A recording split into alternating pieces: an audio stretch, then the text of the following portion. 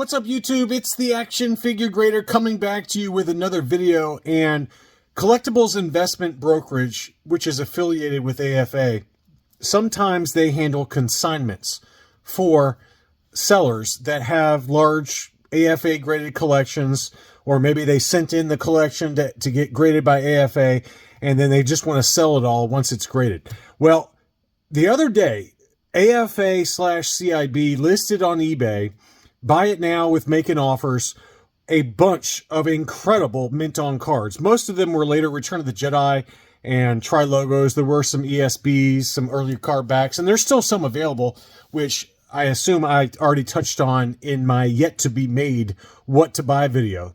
I'm going to be releasing this video after that What to Buy video. So there were some incredible gems. And so, you know, I have a buy it now alert kind of thing set up for my Patreon supporters. They support my channel, so I got to let people know about stuff. And so I sent them a big saying, hey guys, Grail Hunter alert. There are some incredible items on eBay that just got listed. We're talking like 100, I don't know how many exactly, but there were like, it felt like 100 mint-on cards, all high grade, and a lot of stuff that you just don't see very often. I ended up buying 2 of them, but only after I gave folks fair warning, and I said, you guys pick what you want, and then I'm going to make an offer on a couple of these, which I did, and they were accepted. So I know that a number of my Patreon supporters, they bought willy-nilly, and I don't blame them. I wanted to buy so many of them. So let's go ahead and take a look at, this is not everything that's sold, but this, as of the making of this video, this is everything that's, for the most part, sold so far. And again, they were in make an offer situations, you know, listed as a buy it now situation. So anyway, let's take a look. Not all of these are from CIB, but many of them are. This is the 32 back A Stormtrooper that they listed. It was an AFA 80. It did have a Children's Palace price sticker, and it was a punched example. 75, 80, 85 were the subscores, but look how beautiful that is. Most of these had crystal clear blisters. It was listed for $750, and that's what it sold for. And that's probably about right, quite honestly. I mean, I felt like the prices were a little all over the map. Some of them I thought were steals. Some of them were a little high, and then some of them were kind of right on the money. And in this one, I really think that this one was right on the money. It did have one little scratch right here on the card, which probably is why it got the 75 subscore, but beautiful archival case. And this was a stunner. And offerless ESB Stormtroopers, they don't come up often, and they usually sell for a lot of money. So $750 on that one. Next up, there was a 41C Snaggletooth. This is one I had on my watch list. I was considering making an offer on it, and it was unpunched. It did have a price sticker. 80, 85, 85 were the subscores. 41 back C, just kind of a nice one. It's not, the Red Snags is not one I have mint on card yet, and I was very tempted by this one. I just thought it was nice. Listed for $600. That one sold for $550. And what I found is that they didn't really come off that much on the list prices. It was like $50 to $100, and then for some of the more expensive ones that we'll show in a little while, they might have come off a little bit more. But in general, they were like, hey, this is our price, take it or leave it type thing. And, you know, some of these, they did come off a little bit if it sat for like 24 hours or so. But anyway, this Snags did sell for $50 less at $550. This was another pretty one. This was a beautiful unpunched 45 back Star Destroyer Commander. I just like this one because the colors of the name pill and behind the figure really popped with the display, Star Wars Display Arena offer sticker. I just thought, I love the way this one looked. And this one was graded 80. It was yellowed, which I didn't really see much yellowing. There was a little bit maybe, but it wasn't much. It was just a very, very nice looking figure. Card back, everything was in fantastic condition. But it was a yellow designation.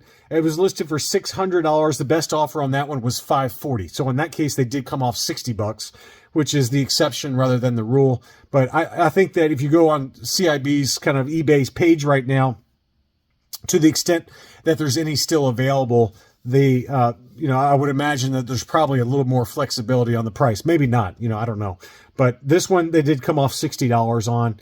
Next up, this is a non-CIB item, but I wanted to show it because it's kind of in line as we progress through the different lines of figures. But this is the 48 back free Revenge of the Jedi Imperial Stormtrooper in Hoth battle gear. So this was a beauty. It was an AFA 75, card 75, blister 75, figure 80.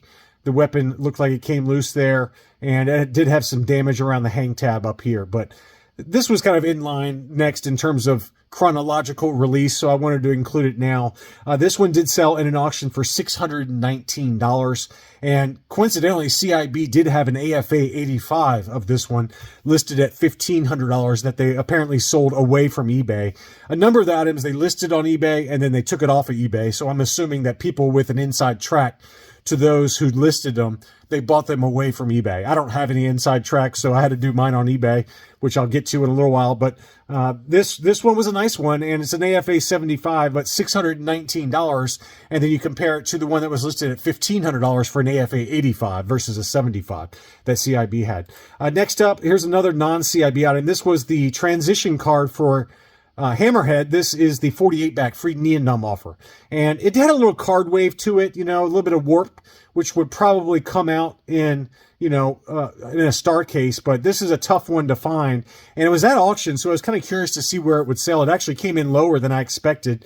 And it sold at $353, which I thought was a pretty good deal, given that it appears to still be a clear blister. Although maybe in this angle, it looks like there's a little bit of yellowing going on. It could just be the shadows. I don't know. But anyway, just an interesting sale there as it relates to this card back. So again, the transition card backs on the Return of the Jedi were the 48 backs. These 48 backs with the free Neon offer. That just means that no Return of the Jedi characters appeared on this particular card back. It's only Empire Strikes Back or Star Wars characters. So the first 48 characters appeared on this card back. So that's the non-CIB. And then we get into some big boy items that CIB had. Here was the big one, and I thought this was a steal, and I knew it was going to sell immediately. I didn't even have time to send this one out to my Patreon supporters because I was like, this is going to be gone. This is the Return of the Jedi 48 back for Princess Leia.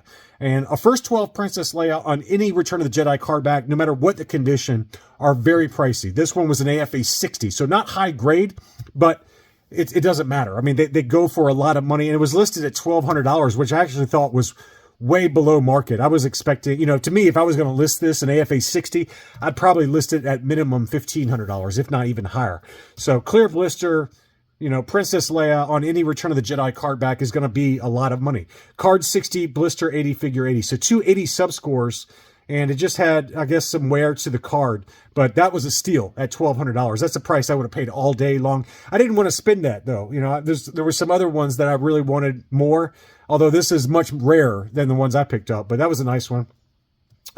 Here's another rare one, and we've talked about this before. This is the dark brown-haired Luke Farm Boy. And they appeared on some ESB card backs, as well as this particular 48 back. So this is a tough one to find. Archival case 80, 85, 80 were the sub scores. So very, very high grade and very desirable for that very tough to find Hong Kong dark brown haired Luke Farm Boy. $3,000 was the winning price on that one. There was no offers accepted on that one. That one sold for full price at $3,000. And quite honestly, I'm not shocked by that, just given how expensive farm boys are in general. But to get the hardest to find hair color variant for the Hong Kong COOs of the Luke Farm Boy mint on card in this kind of condition, not terribly surprised that one sold for $3,000. Here was a 65 back B Luke Skywalker X-Wing fighter pilot. This was a clear blister, though. So, tough to find these in clear blister. 75, 85, 85 were the sub-scores. It was a punched example with the Kmart price sticker. That one was listed for $600. It sold for $550. And again, that's about the going rate for the amount that they're willing to come off of the list price in terms of a make an offer situation. It's like 50 to 75 bucks for the most part. So that one did sell for $550. Next up, a non-CIB item from the Biker Scout bunker. I've got two of his. The first was a CAS 85 B-Wing pilot, and it was a clear blister. So this is the Return of the Jedi card back and 65 back. I think it was a 65. Maybe it was a 77. 77 back A. Clear blister, though, for the B-Wing pilot. Straight 85s, CAS 85. $200. Only one bid on that. That's a shocker and a really good deal there. And then also, this is one I had in my What to Buy video. It was a true clear blister Rancor Keeper. And we talked about the AFA 85 that was labeled a clear blister, but it was no longer clear blister that Hakes had for auction, and it sold for $3,800. Well, this one was only an AFA 75, so, you know, a couple of rungs down in terms of grade, but it was recently graded and it was a true clear blister. So he had this one as a starting price of $400, and the winning bid was $400. So I'm surprised it didn't go higher, just given all the hullabaloo that happened with that one at Hakes. But anyway, a good buy, I think, for whoever got that one. Here's the one of the ones I picked up from CIB that was listed. This is a brown-haired Luke Skywalker Bespin fatigues, and I didn't have any mint on card Luke Bespins with the brown hair. And so I saw this one. This was my second one that I bought. I bought one, and then I was like, well, if I'm going to get one, I might as well get two and get combined shipping. So this is the one I picked up. This is the 77 back A Luke, and it was graded AFA 80, card 75, 280 subscore. So not the highest grade, but it was unpunched, and it was still a clear blister. So to me, I was like, yeah, it's 725. That's a little high. I mean, realistically, if I'm being honest with you, even my offer that I offered them, which was 675, I thought that was too high. I mean, I just wanted to go ahead and get another one because I wanted to get something that was part of this big, massive sale. There was just some awesome items. So I think 675, which is what I paid, was an overpay. I'm not ashamed to admit that. I think really the fair market value is probably more like 550 max. But it's a clear blister, 77 back US card. Hard to pass that up for a main character and one where I've got kind of a mini focus going. I've got two other Luke Bespins mint on card that are both ESB card back. So I did pick up a clear blister, Return of the Jedi 77 back. So that's one of the ones I did pick up, and we'll show you the other one in a little while. This is another one that a Patreon supporter picked up. This is a 77A Luke Jedi, and it was a clear blister, 75, 85, 85, AFA 80. Now, it did have some litho damage in the upper right-hand corner, so I would argue that, you know, that maybe it's slightly overgraded. You know, it's a card 75. And I could see, you know, if I sent this in, I could see that getting a 75 overall because of that litho damage. But they went ahead and rounded it up, and I understand why, because the figure was really nice. There was no kind of blemishes to the actual figure, and, you know, it's just a beautiful item. I mean, hard to find any 77 back Luke Jedi in that kind of condition. So $800 was the winning bid on that one. I think that's a really nice item, though, and honestly, it's a price I would have paid, because we've seen and documented many yellowed blister Luke Jedis that have sold for at or close to this price. So to me, that was a buy. Here's another one I wanted, but one of my Patreon supporters told me that he put an offer in on it, so I didn't want to mess up his offer. But this was an AFA 60 Tri-Logo Death Star droid. It's very tough to find the Death Star droid on these Tri-Logos. So it was only an AFA 60, but, you know, there was a high-grade example that was ungraded that sold last year on Vectis for like $1,600. It was ungraded, but it was in better condition than this one. And, you know, Tim, Boss Bounty, was watching it for me, and it just kept going higher and higher. And as they let it go, I'm not going that high because of the buyer's premium and taxes or whatever else I would have had to have paid for it. So anyway, this was only an AFA 60, and it was only $600, which I actually thought was a great deal. I mean, I would have paid that. So again, AFA 60 on that one. The card got a 70, blister 60, figure 80, but it's one of those very tough to find figures on this particular card back. And congrats who got this one. I didn't want to mess up his offer, but if he hadn't put an offer in on it, I probably would have put an offer in myself. So it was listed for $600, and the best offer accepted on that was $550, which, again, very, very fair and an extremely hard figure to find on the Palatoy Tri-Logo. So congrats, Norbert, on that one. I hate you. Next up is an AFA 80 Tri-Logo Luke Jedi. This one was listed for $725, which I thought was a drastic underpricing. I was really shocked that it stayed on the market for as long as it did. 80, 80, 90 were the subscores on that one. So it was a punched example, but still, it's a Luke Jedi, and it was only $725, which I've seen them sell for $900 plus all day long in this condition. So $725, the best offer accepted on that one was $675. So, no, I'm sorry, it was $650. $650 was the winning bid on that one, which is a great deal. Great deal if you happen to be the one that bought that. That's a price that I would have paid all day long. Very, very fair. Next up was an AFA 80 Tri-Logo Han Hoth, and this one was listed for $725 and sold for $650.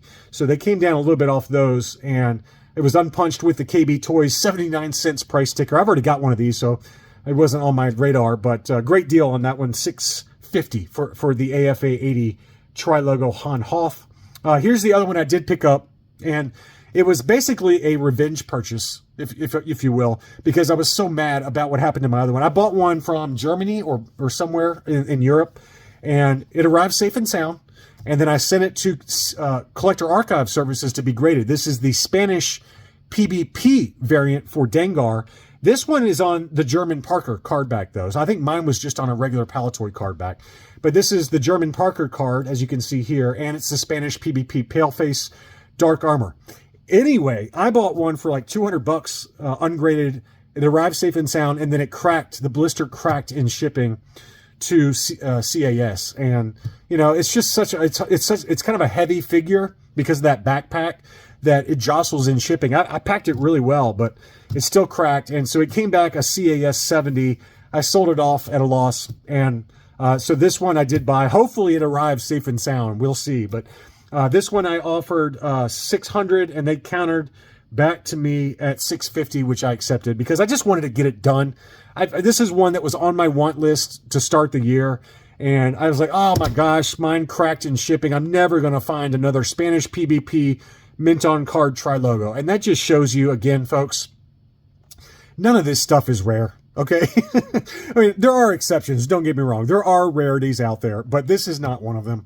And my woe is me kind of mentality about it was unfounded. I mean, I waited less than a month and another one pops up. Not even a month. It was like 2 weeks. So, you know, just be patient. If you feel like you lost something or you lost it in an auction, just be patient. Most likely you're going to find it at some point down the line. And this is a perfect example of that. So hopefully this one arrives safe and sound along with the Luke Bespin. But yeah, I paid $650 on that one for an AFA. I would argue this one's overgraded as well, and I knew that when I made the offer. I looked at the photos, but if you look at the back of the card back, I mean, it's got a lot of wear around the hang tab, and then it's got this streak going all the way down the back of the card. So, I mean, whoever graded these were pretty generous, quite honestly. I would have given the card a 75. I still would have given it an overall 80, so I'm okay with it, but, you know, it's not a card score of an 80 with some of the damage. I mean, if you look at the front, it's got damage around the hang tab up there. And then on the back, it's got damage around the hang tab there. And then it's got this long streak going down the back where it's obviously a streak or a scratch. So to get a card score of 80 is very generous. So you just never know. Again, it's not a science. It's not a science. This is an art. Grading stuff is an art. And this particular artist was feeling generous. He must have gotten lucky with Mrs. Toy Grader the night before because he was in a good mood with the scoring on this one. But I didn't care. At the end of the day, I just wanted it. You know, it was just, I knew it was slightly overgraded. It's kind of like the Bespin Lando that I got. That was a Tri-Logo. That was an AFA 80 plus. That I would argue was not an 80 plus. It was probably an 80, but I'm okay with it. You know, it's fine. You're gonna win some and you're gonna lose some with the gradings on some of these, and it's an art. It's not a science. And this is another example of that kind of argument. But anyway, I'm happy with it. I just hope it arrives safe. This was an awesome one. This is one that several of my Patreon supporters coveted. This is the Imperial Gunner AFA 80, and this is actually a Clipper catalog on the back as well, unpunched. And it had the blister support. So, wow, what an awesome last 17. 85, 80, 85 were the sub scores. And I'm laughing at Matthew C right now because he made an offer when he should have just bought it. And he ended up getting sniped by somebody who paid what, in my opinion, was not a bad offer, or not a bad list price of $900. It was a little high, okay? Admittedly, it was a little high. But if you want it, sometimes you just gotta suck it up and pay the extra 100 or 75 bucks. That's what I did with the Dengar, and that's what I did with my Luke Bespin. And Matthew, I hope you learned your lesson, okay? Sometimes you got to pay up. And I'm only teasing him because, you know, he was mad about it. But, you know, you got to let it go sometimes. Sometimes you're going to win one. Sometimes you're going to lose one. This is one that was really nice, though. I like the fact that it had the blister support. I wish every Tri-Logo had blister support just because the figure can jostle around so much in shipping. It's just nice to have a little bit of extra protection. Whether it actually helps the blister or not, who knows? It probably doesn't, but it does look, in my opinion, it gives me a feeling of security, you know, having that on there. So $900 took that one home. Next up was the removable limbs Tri-Logo C-3PO. This was a beauty. AFA 80, 80, 80, 85. And that one sold. It was listed for $600. The best offer on that one was $540. So somebody paid $540 on that one. There are also some gorgeous Power of the Force figures that they had. This one is a clear blister Luke Battle Poncho, straight 85s. It is a punched example, but it is a clear blister, or it was at the time of grading. I mean, you could make an argument that potentially there's some yellowing going on, but give me a break. That is as beautiful as it gets these days for a Power of the Force, where we know that these yellow very heavily. So that was a stunner. It was listed for $975, and they took $100 off on that one. $875 was the winning bid on that one. That was a beauty. Stunning Power of the Force Last 17 Luke Skywalker. And then finally was the Lumat. This one was listed for $400, and it sold for $350. It was an AFA 80 punched example. 80, 80, 85 were the sub scores. So CIB had some absolute stunners. And at least as of the making of this video on January 29th, I don't know when I'm going to release this video. So maybe by the time this video airs, they've all sold. But at least as of the making of this video, there are still some real nice gems on there. Some of them are too expensive, in my opinion, but some are very, very reasonably priced. And I'm sure I covered some of them in my as yet to be made what to buy video for the week before. So hopefully some of you guys were able to pick some of those up and make an offer situations. I just had to cover them because this is easily the best kind of one-time drop, absolute just kind of purging of inventory that CIB has done on eBay in a long time. And I'm sure it was a consignment of some sort, but it was pretty incredible to see all these items come up for sale. And I'm glad that some of my Patreon supporters were able to pick some of those up. Thanks as always for watching, and I'll be back soon.